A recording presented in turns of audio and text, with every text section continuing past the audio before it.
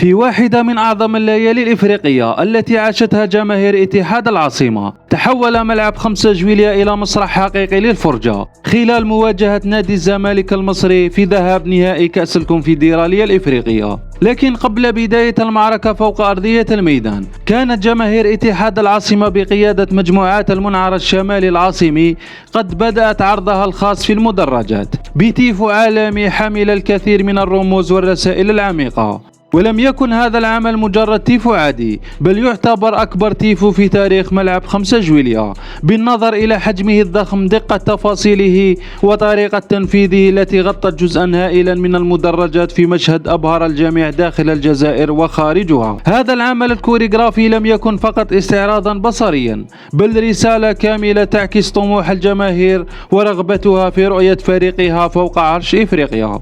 التيفو جاء على مرحلتين، وكل جزء منه كان يحمل معنى مختلفا.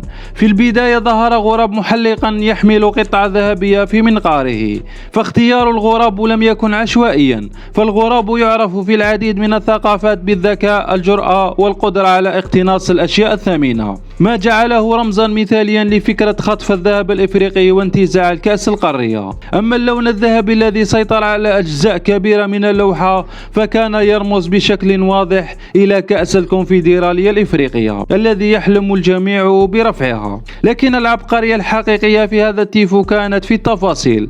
الغراب ظهر وكأنه يسرق قطعة من الذهب ليكمل بها أجزاء الكأس، في رسالة ذكية جدا تعني أن الفريق بات قريبا من خطف المجد القاري، ولم يعد يفصله عن تحقيق الحلم سوى خطوة أخيرة. الجماهير أرادت أن تقول إن الطريق نحو التتويج يبنى تدريجيا، قطعة بعد قطعة، انتصار بعد انتصار، حتى يكتمل الكأس ويكتمل المجد. ثم جاء الجزء الثاني من التيفو لتظهر العبارة القوية Let's grab the cup، أو لننتزع الكأس، رسالة مباشرة للاعبين، لا مكان لتردد، لا مكان للخوف، الهدف واضح، القتال من أجل إعادة الكأس إلى الجزائر. التناسق بين الأحمر الأسود والذهبي منح المدرجات مشهدا عالميا، بينما جعل التنظيم والدقة في التنفيذ من هذا التيفو واحدا من أعظم الأعمال الجماهيرية التي صنعتها مجموعات المنعرج الشمالي العاصمي. ولم تتوقف الفرجة عند التيفو فقط، ففي الدقيقة 37 قامت مجموعة رياس زاير بأنيماسيون رائعة باستعمال الرايات الصغيرة بألوان النادي الأحمر والأسود، حيث تحولت المدرجات إلى لوحة متحركة مليئة بالحيوية والتنظيم. أما مجموعة المتحدون العاصميون أشعلت المدرجات بكراكاج ناري ضخم في لقطة زادت من حماس الجماهير وأعطت للمباراة أجواء خرافية.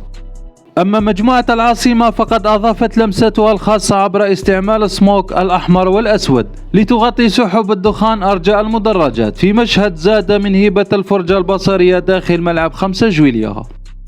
ولم تكن مجموعة ألجي أوفندر بعيدة عن الحدث، حيث قامت هي الأخرى بكراكاج مميز باستعمال الستروبوسكوب والفيميجان، ما منح المدرجات تأثيرات ضوئية ودخانية رهيبة زادت من جنون الأجواء وأعطت للمدرجات منظرا مرعبا ومبهرا في نفس الوقت. كل مجموعة قدمت أسلوبها الخاص، لكن الهدف كان واحدا، دفع الفريق نحو المجد الإفريقي. المباراة عاشت على وقع التوتر منذ بدايتها، وسط ضغط رهيب من الجانبين، وأجواء جعلت ملعب 5 جويلية يهتز طوال 90 دقيقة.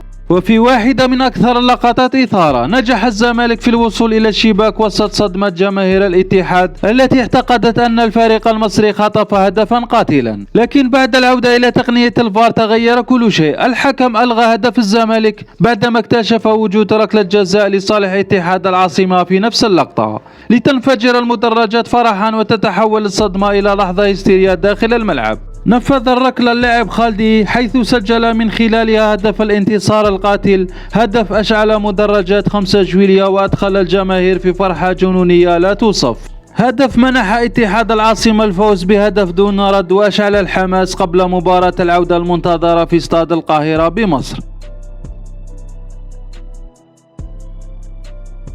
وكأن التيفو تحول إلى حقيقة فوق أرضية الميدان. الغراب الذي كان يقترب من الذهب أصبح أقرب فعلا إلى الكأس. ليلة اجتمع فيها كل شيء، التيفو، الكراكاج، السموك، الأنيماسيون، والسيناريو المجنون.